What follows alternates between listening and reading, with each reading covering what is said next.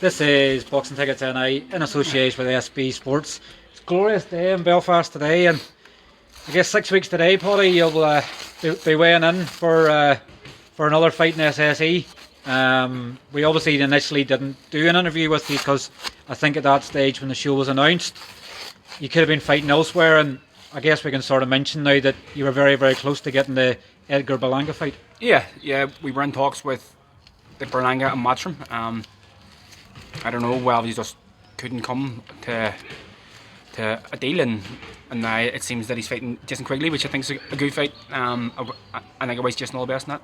And I know obviously when I was sort of in the gym and stuff here last week, I know that sort of things were maybe getting close. We were sort of waiting for an offer and things coming back. I guess woke up last Sunday morning, and obviously in Waterford, and I was going, Jason Quigley get the fight. Do you sort of look at that where you were close to it, I guess, fighting at Madison Square Garden and everything else? Do you sort of look at it and go, what if? Or is that just boxing sometimes that you just have to expect the unexpected? Of course, like the Gardens, it's like the mecca of boxing in it, and I think everybody wants to fight there. So it's a bit disappointing, but it's just negotiations like didn't work out. And then when I seen the fight getting announced, I was a bit surprised because I thought that we were still like in talks. But listen,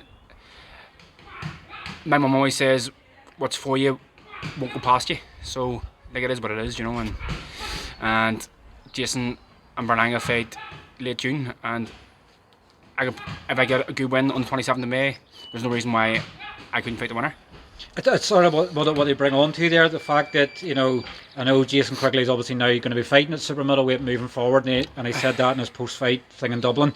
When you sort of look at that, you know that offer can come again. So, the winner of that, there's still an opportunity for that fight to sort of happen, late, obviously 2023. Yeah, listen, if I get a good win, I'll still be ranked fairly high with like the BA. I'm ranked with BC and the IBF thing as well. So, another good win. There's no reason why I couldn't fight the winner.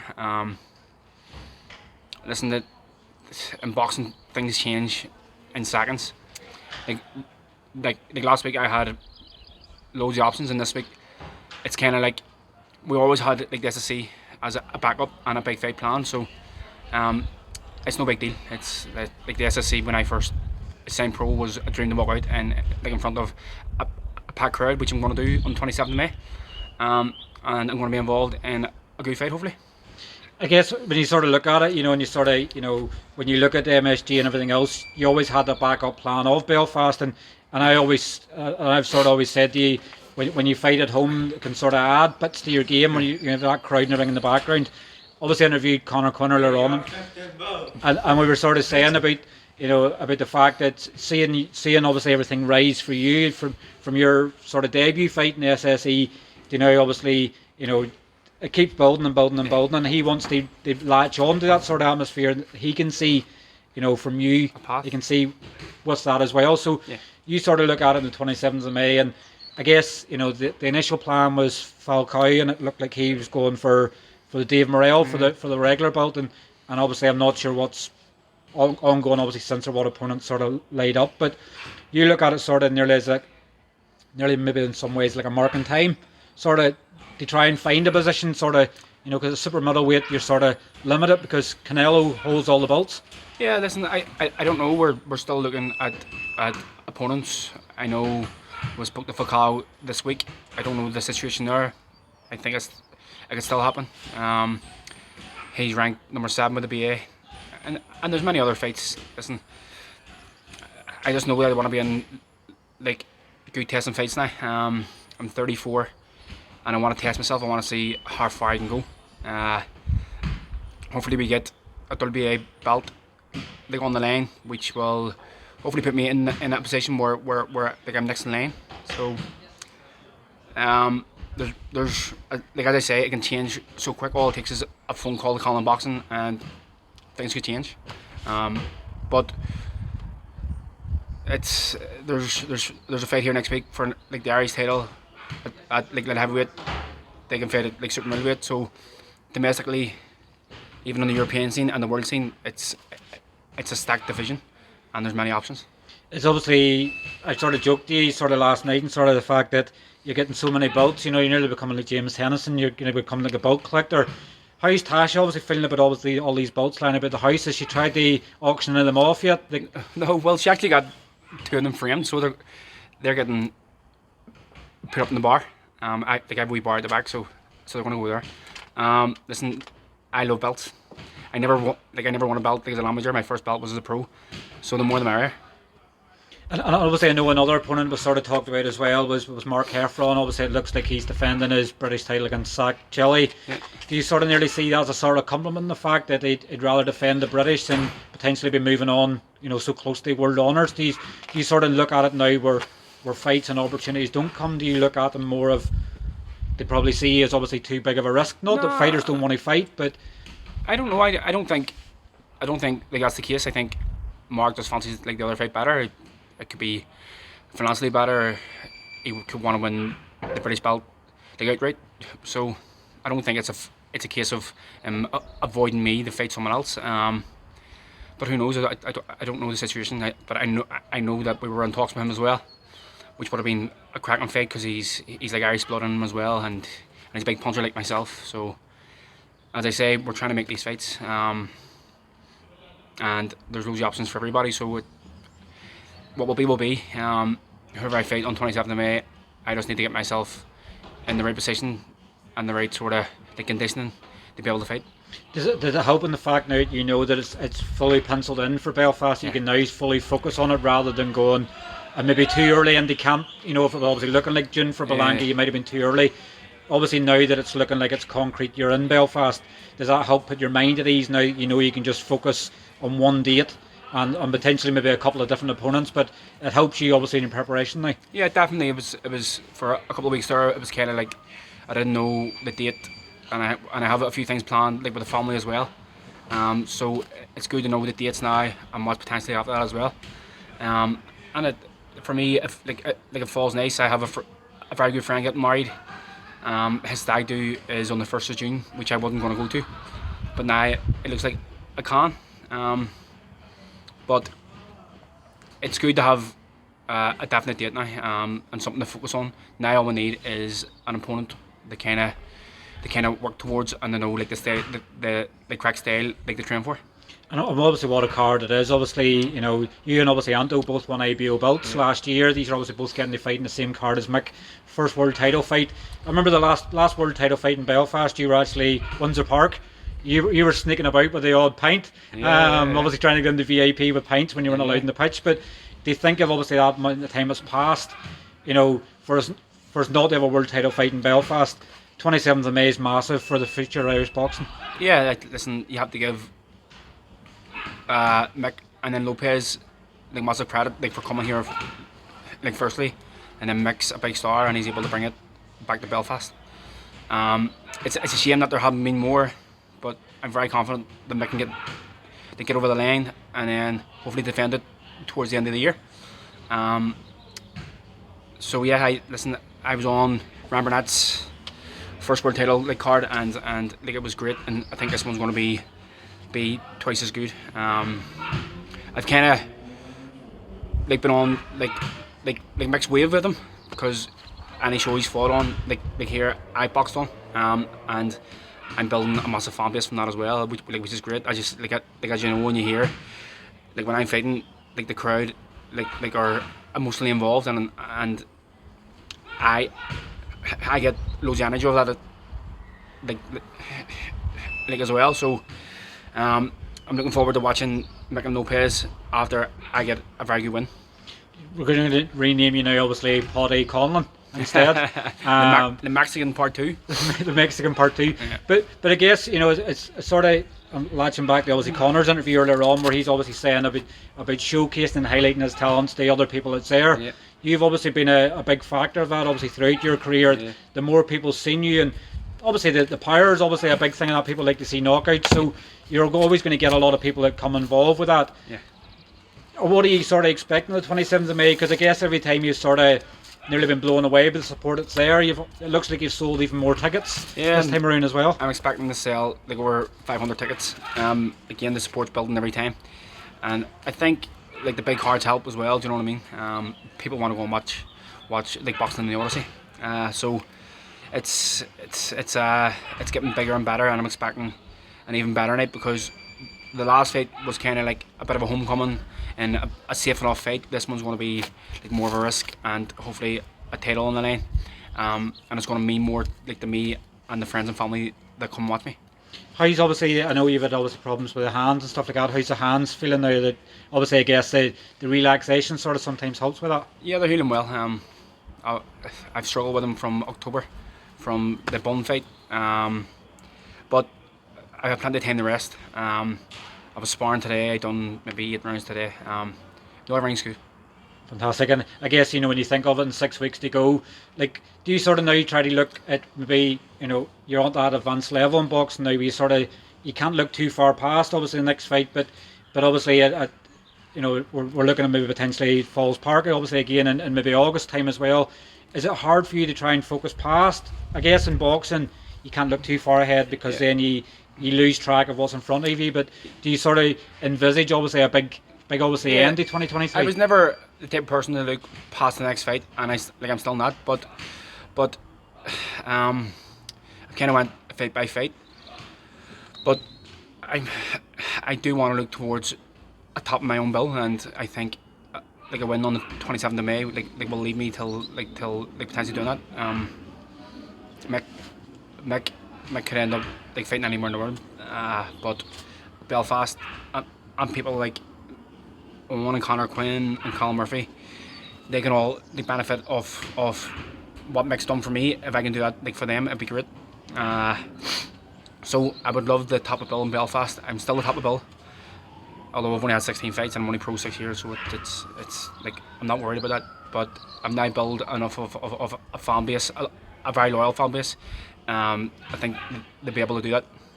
Obviously, when I speak on obviously Mick and obviously Lopez on the 27th of May, it's an intriguing fight, I guess. In any way you look at it, I know obviously you're obviously signed to Conlan Box and everything else. So sometimes people sort of look at maybe predictions, the thing you have, and you'll only say that obviously because of who you're signed with and everything else. But it's a really intriguing fight. But it's one that's obviously got massive gains for Irish boxing. Jamie obviously spoke about the fact that it's going to force Top Rank to come here more. It's going to force maybe Matchroom and DAZN to come back.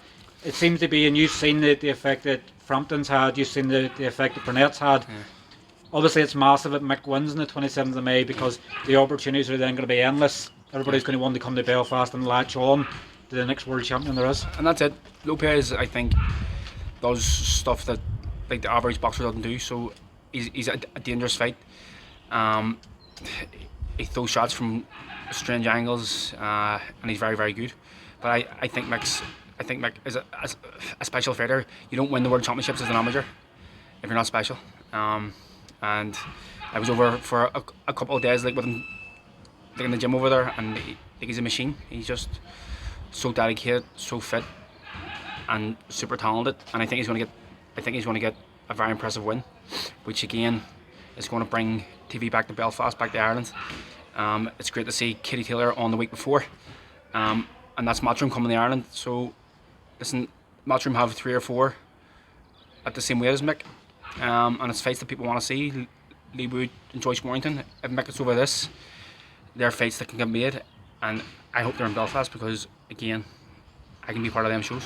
Particularly obviously Mick went to Nottingham, obviously they fight. Lee Wood's now no longer the champion, it's Lara. So I'd sort of said in the press conference day, it's like Mick's going to become the Mexican Slayer, because the Mexicans are sort of taking over the featherweight division. So like Wood and Lara fight again on the same night, which I think is going to be a very good fight. I think Wood was winning the last fight and got caught. That's the danger when you fight a big puncher like that. So I'm not going to write him off, because I think if he's able to avoid the power, I think he can win the fight. I think he had Lara maybe stunned a couple of times as well, so he has the power to hurt him. And I'll watch it back the next day, definitely. But it'd be interesting. Again, if Mick wins and then Wood wins, it makes a mega fight. And I think Mick and Wood is a bigger fight than Mick and Lara. So it would be good if them both get the win, and then they could try and unify.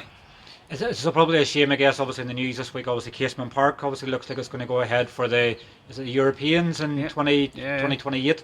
do you sort of, when you seen that news the other day, are you sort of looking at it and going, you know, you're going to be retired from boxing then, but it's one of them you'd have loved to, a venue you'd love to have fought in? It's something that's never been like on my mind, because I know that like, it's too far away. But what a venue it's going to be.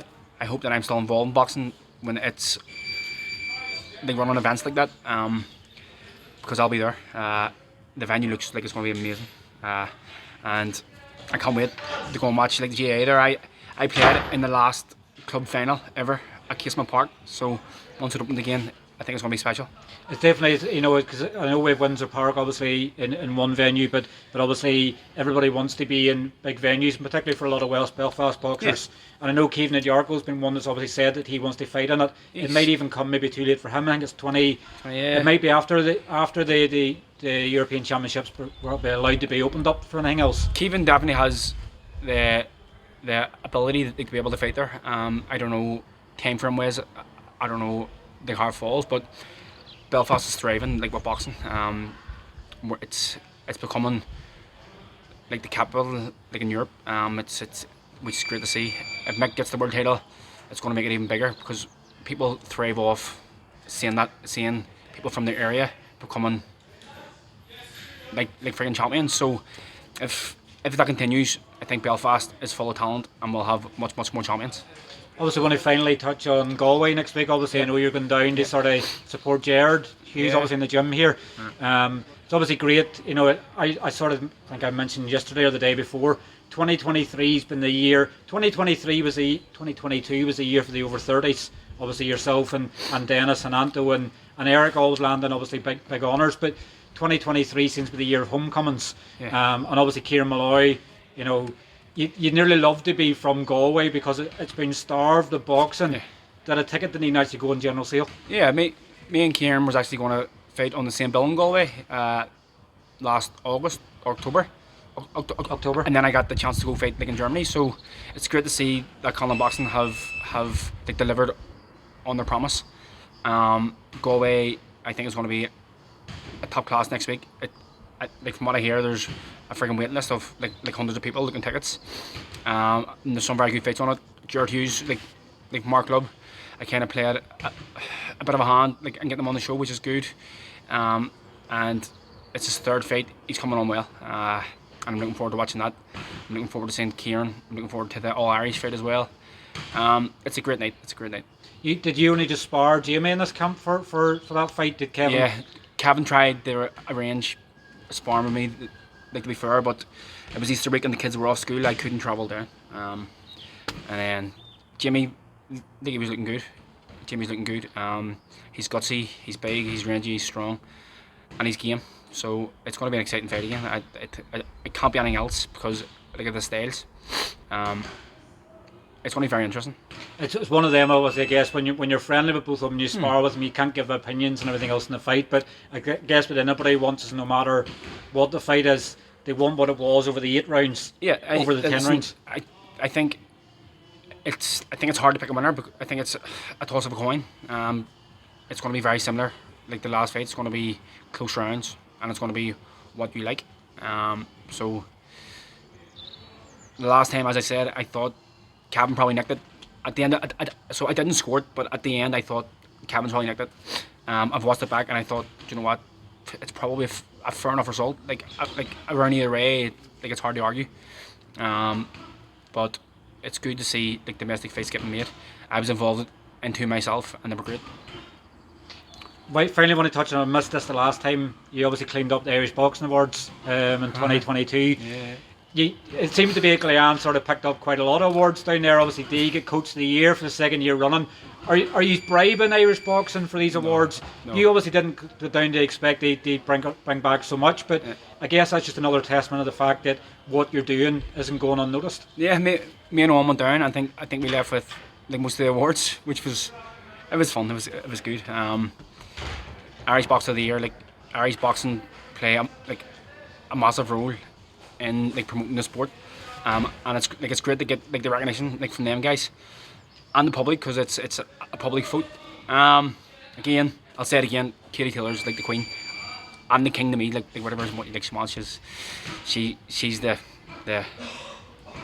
she's the person like Irish boxing. Let's go, Padraig. I think I'm the only person like that win it in maybe 5 years apart from her. So it's good to get recognised. It was good for Owen to get a couple of awards and D Walsh to get the coach of the year, because I see the time that he puts in with the pros and the amateurs. So it was a good night, very successful like for the club, and if I get it again next year, I'll be doing very well. Are you aiming obviously to get knockout of the year? Again, obviously, it always seems to be one that you seem to like. Yeah. You know, but I guess the talent in Irish boxing is booming, and obviously the Morrissey Cronin rematch, the first one will be down for fight of the year, and if a second one lives up to that, you can nearly by the end of April have the fight of the year locked in. You know, it could be that good. Yeah, I would love to get knockout of the year, because then it means I've got a big win. Because at this like level that like I'm at now, they're all big wins. I'm kind of on the cusp of a major fight. I feel like I keep saying that like every year, but back then a major fight for me was lower than what I expected. So every fight now is a major fight. You know, it's like I reset my goals each time, and I expect more each time. So, but I'm getting to the very top of the tree now, and I reset my goals, and I'm looking to get a crack at the world title very, very soon. Yes, well, fingers crossed that comes off. Well, obviously, thank you very much for your time. We nearly think you would pass about 3 hours because the sun was shining at the start, and now it's disappeared. Nah, it's dull. But obviously, enjoy your next 5 or so weeks of camp. Yeah. And obviously, I'm sure we'll have no more interviews between now and obviously in fight week. But I'm sure we'll catch up in fight week as ever. Thank you, Marty. But obviously, enjoy your weekend, and we'll catch up with you very soon. Good man, thanks.